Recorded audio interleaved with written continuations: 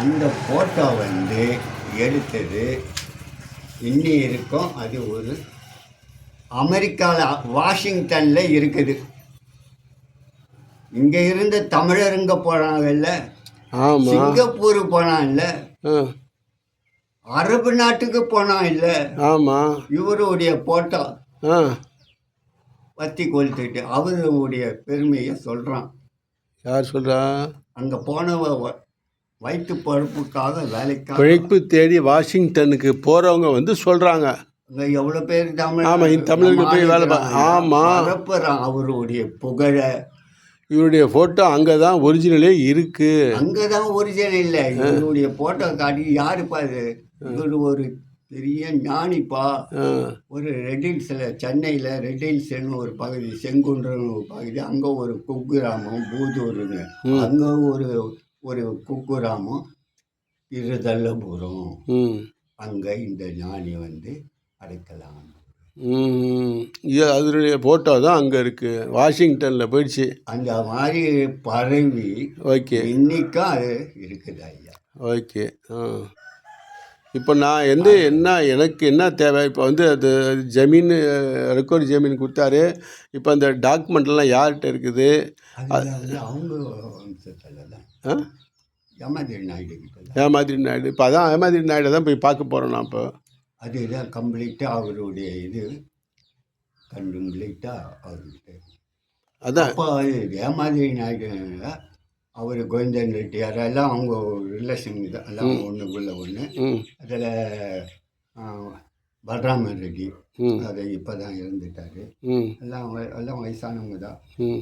சந்திரன் ரெட்டி, அப்புறம் கிருஷ்ணா ரெட்டி, ஆமாம், இவங்கெல்லாம் பாபா கிட்ட வந்து இருந்தாங்க. எல்லாமே அவர் தான் மெயின். இந்த இதில் வந்து இந்த கிராமத்தில் பெரிய பெரிய ஆளுங்க அவர்கிட்ட வந்து அவருடைய அருளால் பார்த்தவங்க, பாபா அருளை பார்த்தவங்க.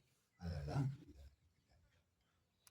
இப்போ இந்த அந்த டாக்குமெண்ட்டு, இடம், பட்டா, கிஸ்ஸி கட்டதெல்லாம் யார்? அதெல்லாம் வந்து எனக்கு தெரியாது. அப்படி இருந்தது ஐயா. அதுக்கப்புறம் எனக்கு ஒரு தொழிலும் கிடைச்சிது அவருடைய இதால்.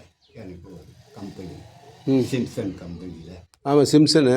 அதில் 70 இங்கே 68 இருக்க, ஒரு 64லேருந்து 68 இருக்க 4 வருஷம் இருந்தேன். அதுக்கு முன்னால் பாபா வந்த புதுசு 55லேருந்து 64, அப்போ வந்து எனக்கு 13-14 வயசுக்கு சின்ன வயசு. இந்த வயசுக்காக நான் ஒரு 18-19 வயசு எனக்கு வேலை சிம்சன் கம்பெனியில் நல்லபடியாக ஐடிஐ முடித்தேன். எனக்கு வேலை ஓ, ஐடிஐ படிச்சிருக்கிறீங்க? ஆமாம். எங்கே ஐடிஐ படிச்சிங்க? கிண்டி ஐடியில். ஓ, கிங் இன்ஸ்டியூட் ஃபேமஸான இடத்துல தான் அந்த காலத்துலேயே. ஃபிட்டர் கோர்ஸ் படித்தேன். ஃபிட்டர். அதில் வந்து எனக்கு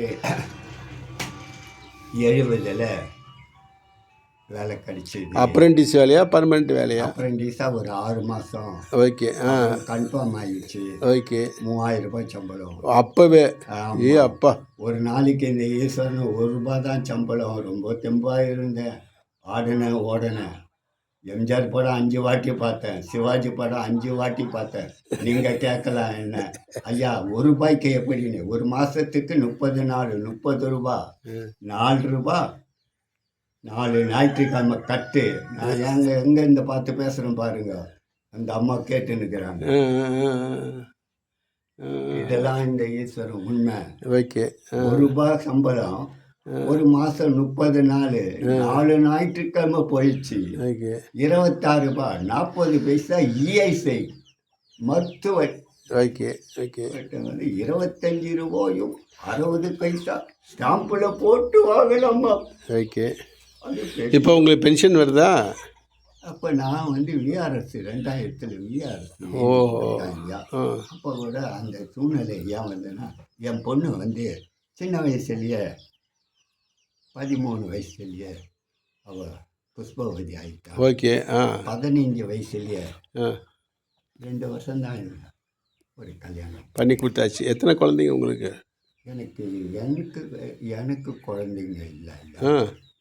காரணம் என் மனைவி வந்து நான் விரும்பி ஏற்றுக்கணும்னு சொன்னேன்ல, அது முஸ்லீம் பிள்ளைன்னு சொன்னேன்னா ஆமாம் அது பண்ணிக்கிறீங்கல்ல. ஆமாம் இந்த கிராமத்தில் பாபா கிட்ட வந்து இதெல்லாம் இதாகிடுச்சு இல்லை. ஆமாம் அப்படி இருக்கும்போது அவங்க வந்து குஜராத்தில் பிறந்தாலும் அவங்க வந்து நிறைய பணம் சொத்து இருக்குது.